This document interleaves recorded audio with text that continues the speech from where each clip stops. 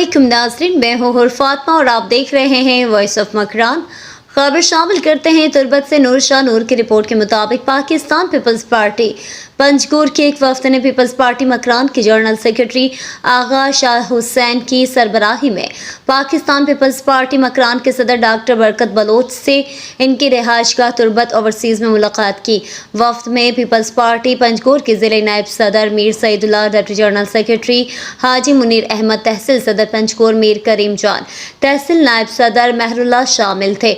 मुलाकात के दौरान आगा शाह हुसैन ने डॉक्टर बरकत बलोच से मकरान में पार्टी की सियासी साख और मुल्क की सियासी सूरत हाल के अलावा आइंदा जनरल इलेक्शन के हवाले से तबादला ख्याल किया। आगा शाह हुसैन ने कहा कि आज मकरान में पीपल्स पार्टी पौधे से एक तनावर दरख्त बन चुका है।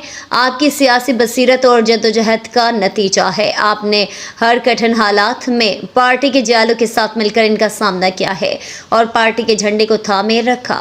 डॉक्टर बरकत बलोच ने कहा कि ताली एक हाथ से नहीं बजती है।